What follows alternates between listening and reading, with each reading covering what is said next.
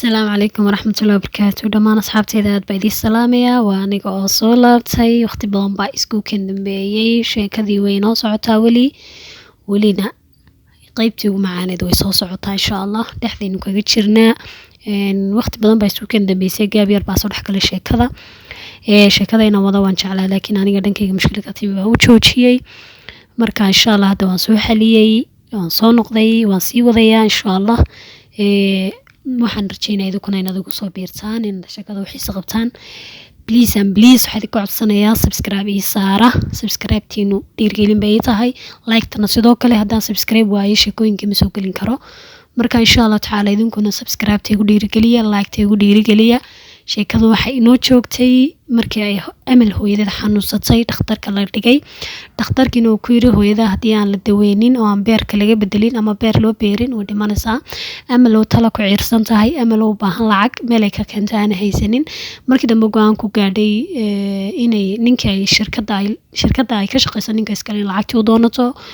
waxay noogu dambeysay iyadoo maalintaas ku booqatay xafiiskiisa doonaysayna ama ka soo qaadato insha Allah barti baan ka bilaabanaa idinkuna insha Allah dhagta soo yuuba insha Allah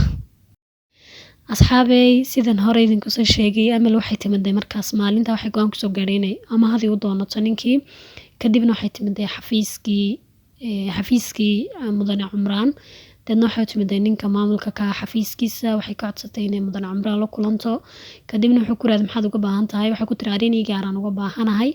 kadibna wuxuu ku yiri waayahay sug waan soo sheegaya dadna way sugaysay iyadoo sugaysay ay nooga dhamaatay sheekadu maalintii hore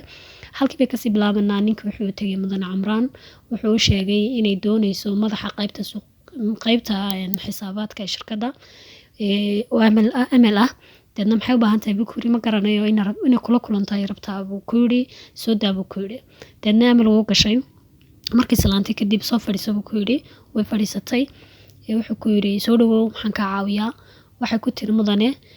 anigu waad garanaysaa amal baan ahay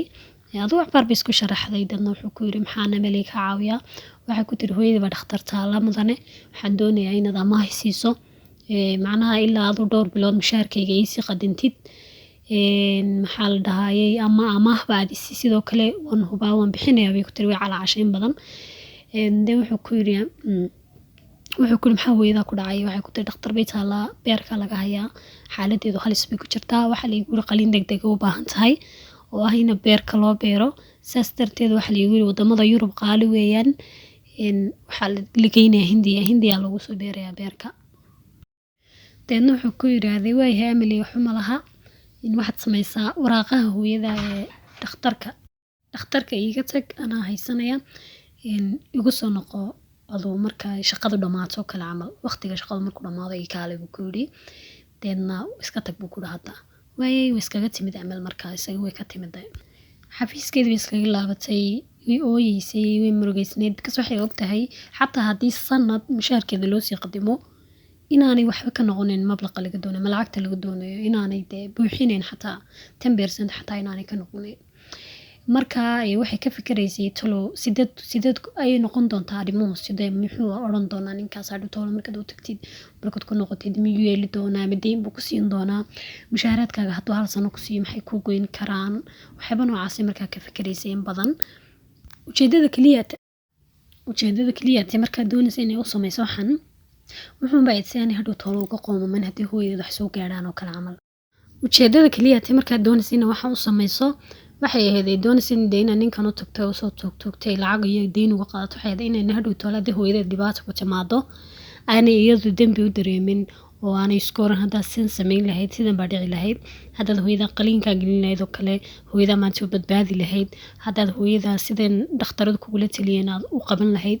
waxba noocaas doonaysa in iska dheerayso macnaha hadda tolsaan giltu dareemin marka ujeedada ugu weyn ee u sameynaysay ee ay lacagta u doonatay deynta inay u gasho rabtay waxay ahayd oo kaliya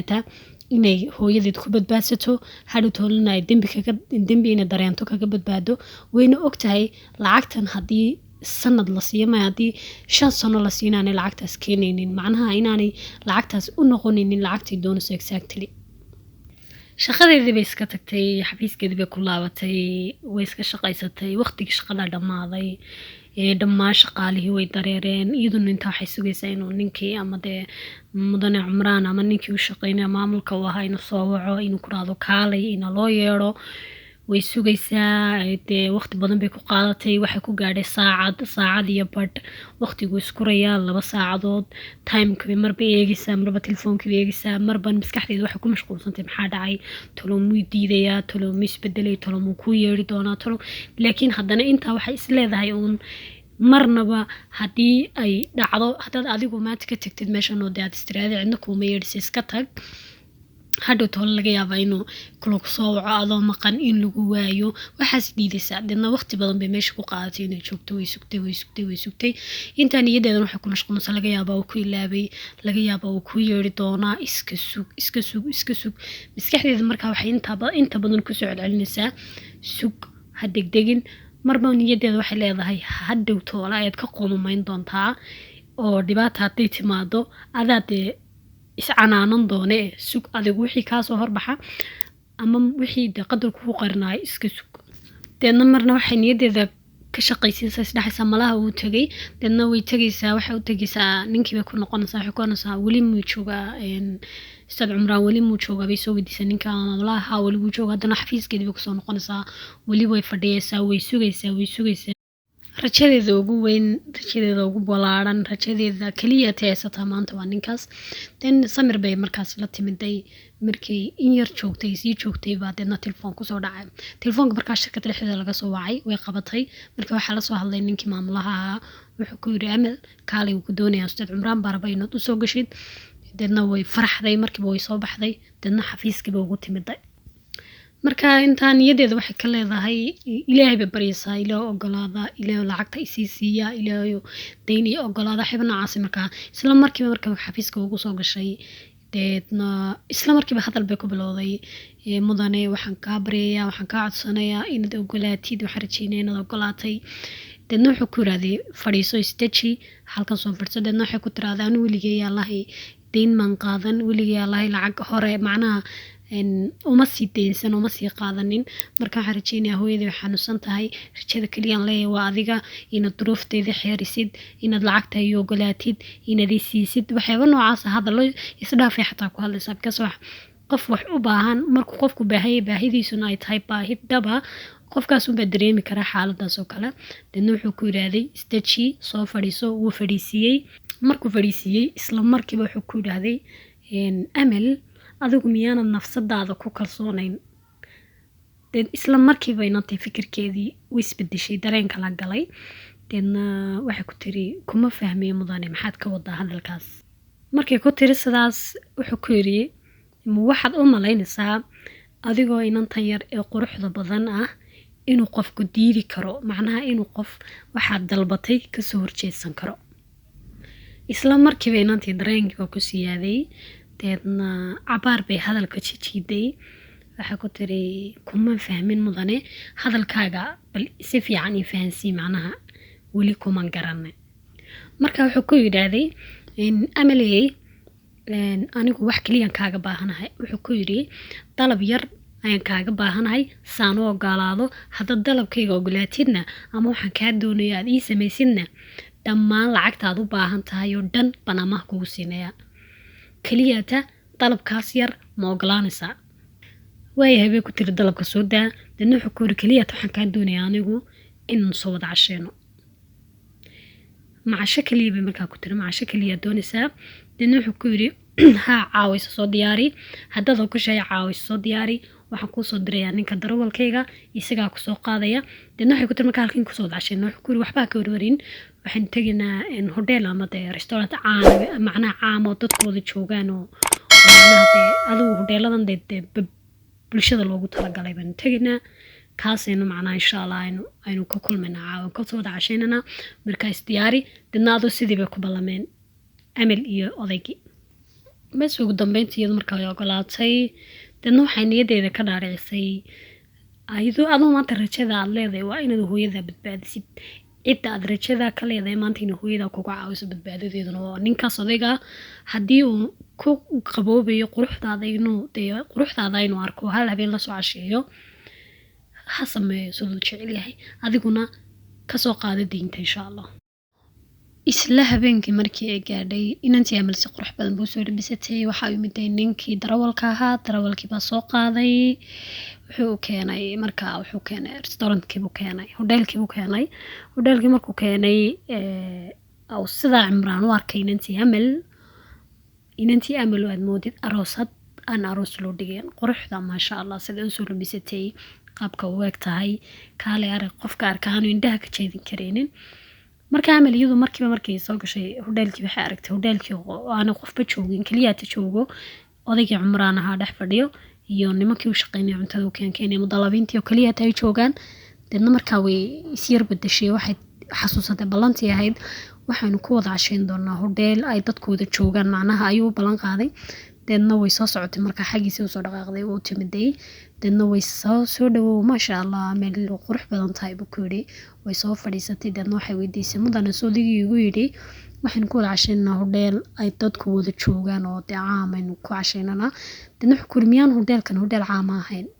bal u fiirso waa hoteeladii dadka loogu talagalay inay ku cunteeyaan, laakiin qofba ma joogay maxaa dhacay bay ku tiri. wuxuu ku yidhi isteji, hoteelkani waa hoteeladii dadka loogu talagalay laakiin anaa dhammaantii karaystay, waxaanan inoo kareeyay labadeena. iska aamustay markaa waxay ku hadashay meesha ma yaalaan. markuu arkay inay yar jejeesas wuxuu ku yidhi waxaan doonaynaa inaan cidnayna khalkhalin, cidnaynaan sheekadeenna iyo aanay naga jiirin, macnaha saas darteed baan ugu kareeyay, waxbaa ka horweyn markaas. dadna way iska aamustay, waxay ku hadashaa dee meesha ma yaalsan oo inuu kusoo sheegay. markaan iyada waxay iska tiri kulliba wax yaro dee si yar fudud lagu helo adduunka ma jiro, bal wixii aanu eegno ugu dambeynteeda ama natiijadeeda waxaan aynu fiirino. dadna markaa wuxuu is raaciyay suga hadalkiisii, hoteelkan aad arkaysa waa lacagahaygii macnaha oo kale anaanay inoo kareeyay, markaa waxba ka baqanin buu ku yidhi. dadna wuu iska qoslay, sigaar baa markaa la iska shitay. inantii yareedna halkan bay deedna dee moraalkeedii uu iska yar hoos u yar dhacayo. deedna waxay isleedahay ilaahu sheekadan sidii khayronkaaga dhammee caawa, kadibna ha ku siiyo ama hadaa deedneed hooyada caawisid sheekadanaad fariiro bidix kaga baxday. kadibna nimankiiba u yeedhay mudalabiintii, cashaa loo keenay, way iska wada casheeyeen, way iska wada sheekaysteen cabaar, waa la iska yar wada qosqoslay. cabaar markii la yar qosqoslo la sheekaystay ayuu wuxuu yeedhay nimankii meesha uga shaqaynayay mudalabiintii, wuxuu yeedhay ninkii darawalka dhammaantood wuxuu ku yidhi iga fogaada qof uuna hayso dhawaan, macnaha iiga baxa howlka iyo faaruqiyo buu ku yidhi. intaa markuu sameeyey ayuu kusoo jeestay inantii Amal wuxuu ku yidhi Amaley caawa waxaan kuugu yeedhay waxaan kaa doonayaa arrinka haddaad ii samaysid oo aad ogolaatid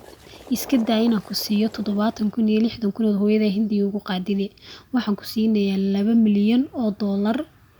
oo aad hooyada Yurub ugu safrisid oo aad ku soo daweysid oo aad ku soo dalxiistid ayaan ku siinayaa, welibana tigidhadana anaa ku soo jarayo lacagtooda saa u bixinaya. waxaan kaloo ku raacinayaa dhakhtarkayga khaaska ah, waxaa lagu geynayaa dhakhtar khaas oo Yurub jooga, xataa ninka imika hooyada xaaladeeda la socday dhakhtarka imika ku haya ee dhakhtarka u ah isagana waa la raacinayaa. markaa wuxuu ku yidhi waxbaa ka murgin, noloshaadana iska wado. inanteerdu way yaabtay, dadna waxay ku tiraahday mudane yaa ku baray dhakhtarkan hebel hooyadii, macnaha dhakhtarkeeda ayaa hadda gacanta ku haya, yaa ku ogeysiyey macluumaadka hooyadii, yaa kuu sheegay in hooyadii Yurub la geyn rabay oo Yurub ay qaali ku noqotay, adoo macluumaad kale oo dee aanu ogeynan iyadu sheegin, warqadihii ay u dhiibtayna aanu ka heli karin oo haya aragtay. deedna wuxuu ku yidhaahday waxaan sameeyey wuxuu baaritaan dhammaystiran oo ku saabsan xaaladda hooyada. waxay ku tiri kooxay rooba noo daayay, waxay ku tiri dhegeyso Sayid Cumraan ama mudane Cumraan oo aniga haddii aad doonaysid inaad macnaha wax dhaqan xumaa oo aan anshaxa ka baxsan doonaysid inaad ila timaadid